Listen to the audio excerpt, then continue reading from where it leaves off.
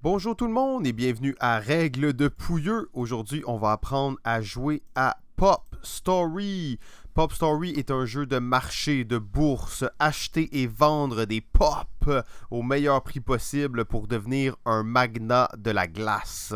Le joueur qui va posséder le plus d'argent à la fin de la partie sera couronné le gagnant. C'est un jeu qui a été fait dans le cadre du Game Jam 05 Do It Your Game durant la convention Bien Wedge. Et c'est ça, le thème c'était l'été, contrainte enchère hollandaise, on va voir c'est quoi tout à l'heure.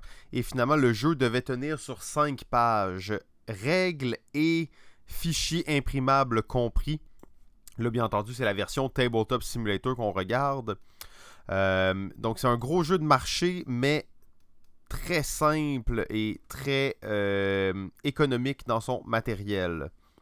Alors, le setup est déjà fait. On va tout de suite passer au premier tour. Bien entendu, la dernière étape du setup, c'est de donner le jeton premier joueur au hasard et le jeton encanteur au même joueur. L'encanteur, bien entendu, la personne responsable des encans ou des enchères.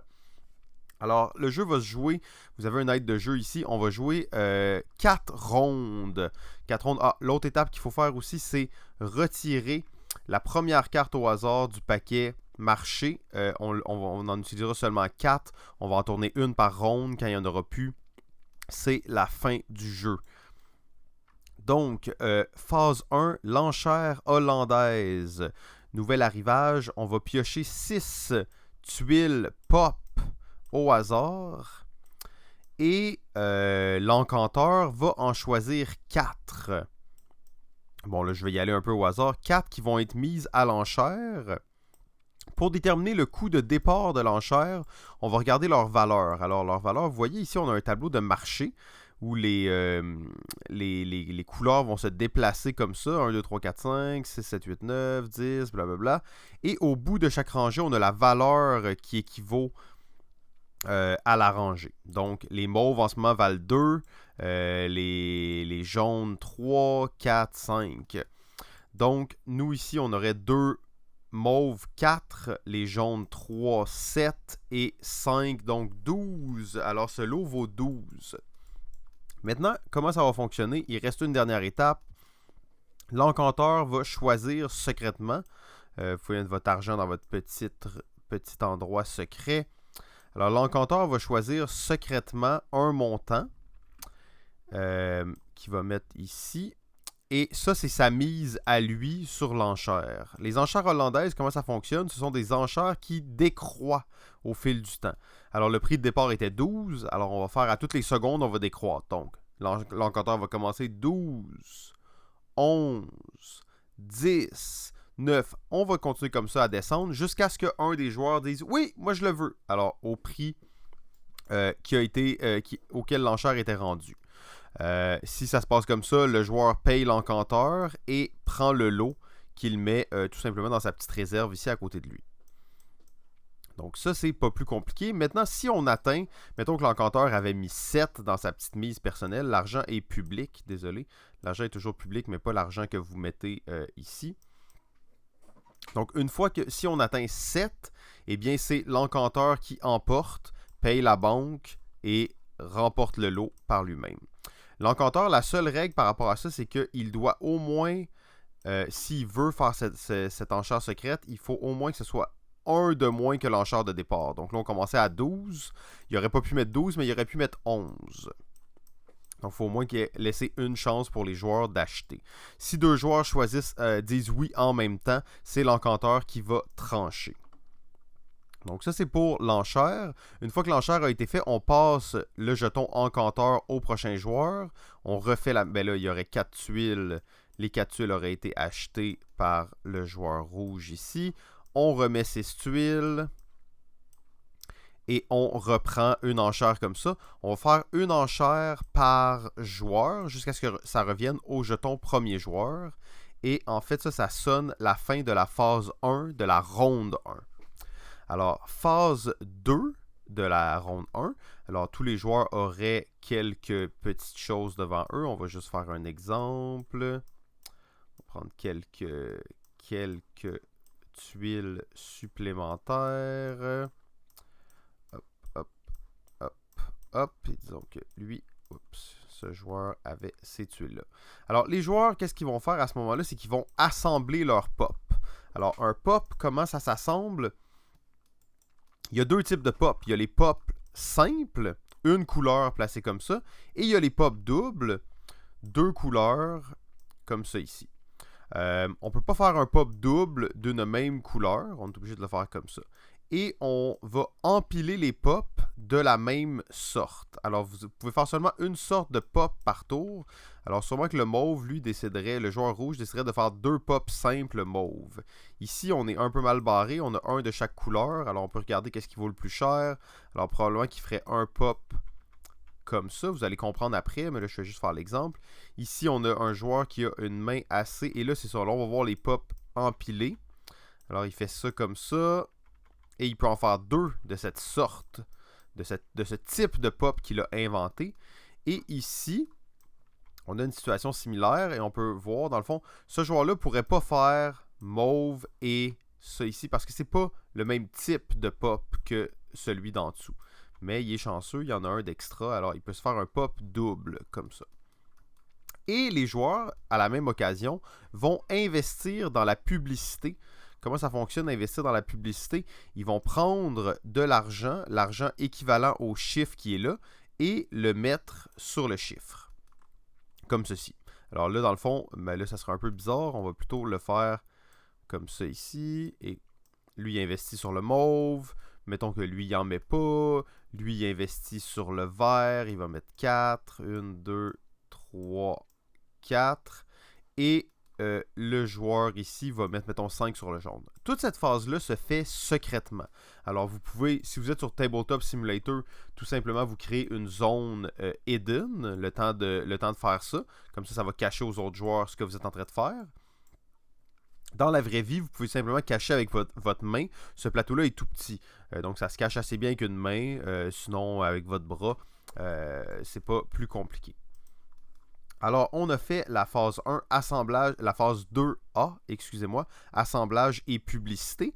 Maintenant, on va faire révélation et ajustement du marché. Alors, on révèle nos pops qu'on a fait et la publicité. Alors, ce joueur-là avait payé 3 pour le mauve, donc ça c'est retiré. Et le mauve va monter de 3 cases. Alors, c'est toujours le montant qui est écrit là, c'est le montant que ça coûte et c'est le montant que ça va faire augmenter cette couleur-là aussi.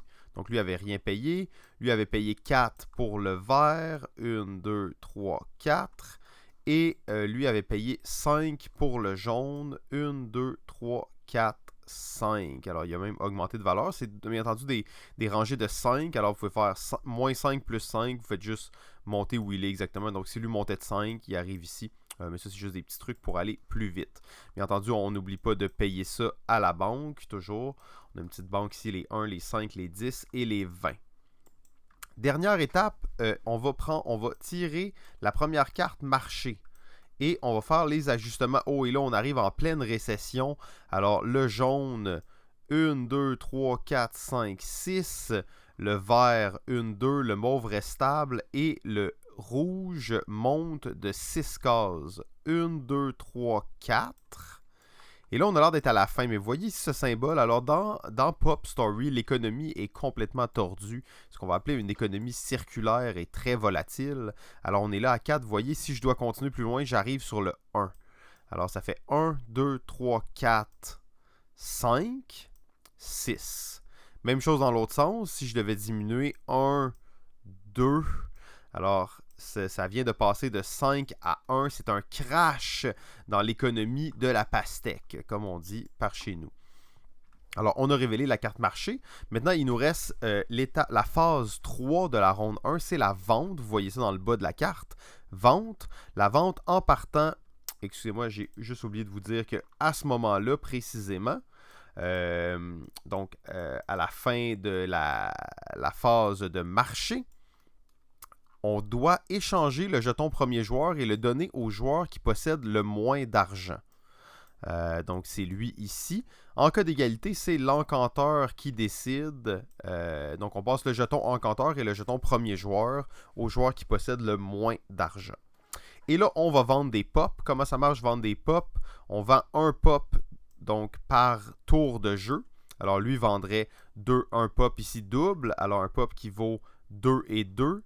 On descend ça de 1 parce qu'on vient d'en vendre. Donc, la demande est moins là.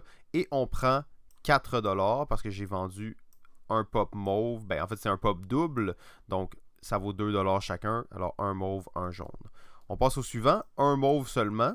Il descend, ça vaut 2$. Ici, on est une pastèque, malheureusement, 1$ et un vert, 4$, ce qui fait 5.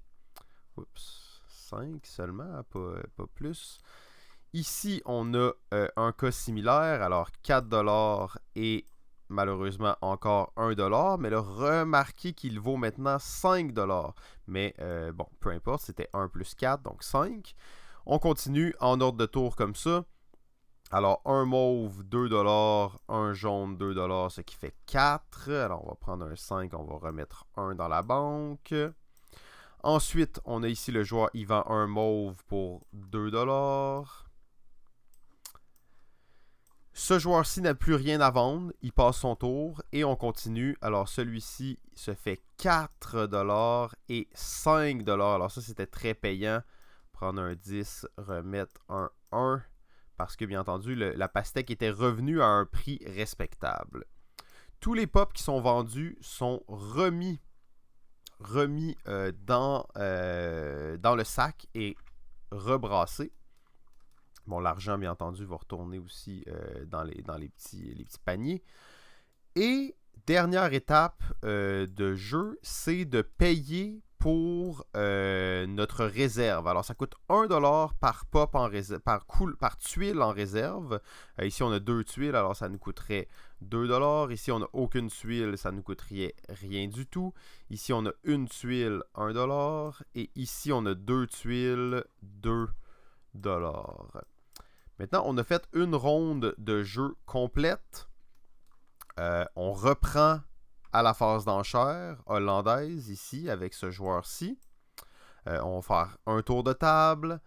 On va révéler une nouvelle carte. Ben, les gens vont assembler leur pop, révéler une nouvelle carte. On va faire ça 4 fois jusqu'à ce que la dernière carte ait été révélée. On finit la phase de vente et c'est la fin de la partie. Le joueur qui a le plus d'argent, bien entendu, est vainqueur. En cas d'égalité, vous devrez refaire une partie pour savoir qui est le véritable magnat de la glace. Alors, c'est tout pour Pop Story. Assez simple, je vous dirais. Maintenant, je vais juste vous parler d'une règle spéciale qui est la règle de l'extension. En fait, on va dire règle avancée. C'est pas nécessairement plus difficile. C'est un peu plus chaotique et ça rajoute un petit peu de complexité au jeu. Alors, on a 5 jetons bonus. Au début de la partie, on va en donner un. Disons qu'on faisait un exemple à 3 joueurs. Là. Disons que ce joueur-là ne jouait pas. Mettons qu'il ne jouait pas. Alors, on est juste 3 joueurs. Alors, on en distribue un jeton au hasard à chaque joueur. Et on laisse les 2 autres près de l'aire de jeu. Ces jetons-là sont des bonus très puissants qui peuvent être utilisés à certains moments dans le jeu. Comment on les utilise? Au moment approprié, on prend le bonus, on le fait, on le remet ici sur le côté et on en prend un qui était en réserve. Donc on ne peut pas prendre le même, bien entendu, mais on va toujours échanger au centre comme ça nos bonus.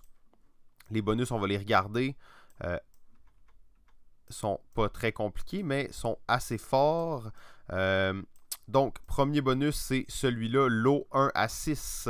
Alors, quand vous êtes l'encanteur et que vous faites vos lots de départ, vous êtes obligé de prendre 4 tuiles. Et bien, si vous jouez ce bonus, vous pouvez faire un lot de 1 ou de 1 à 6. Alors, vous pouvez faire un lot avec toutes les tuiles, vous pouvez faire un lot avec juste une tuile, et vous jetez le bonus, vous en prenez un autre. Bien entendu, le prix de départ va être le prix du nombre de tuiles. Si vous jouez juste une tuile, c'est une enchère qui commence à 2. Si vous mettez les 6, ben là, ça va commencer à pas mal plus. Ça, c'est un bonus. Ensuite, achat divisé par 2. lorsque vous vous apprêtez à payer une enchère que vous venez de gagner, vous payez seulement la moitié de l'enchère, arrondie à la hausse, bien entendu. Et l'encanteur ne peut pas utiliser ce bonus-là. Donc, s'il achète avec sa propre mise secrète, il ne pourra pas utiliser ce bonus-là. Ensuite, ici, on a le spécialiste, le publiciste, le spécialiste du marketing. Alors, après avoir révélé la carte marché, le publiciste peut jeter son jeton pour ajuster de plus ou moins 5 une des couleurs de son choix. Très fort comme bonus.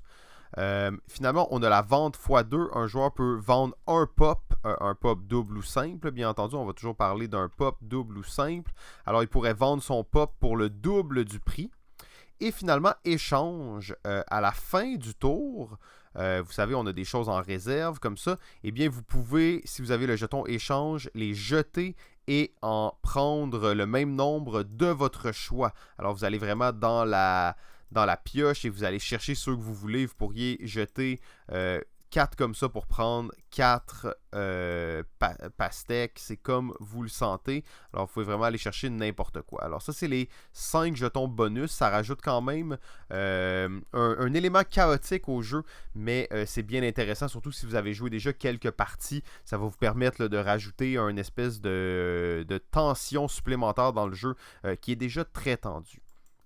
Alors, c'était Pop Story, un jeu de boursicoteur dans lequel on veut devenir le magnat de la glace. Merci beaucoup.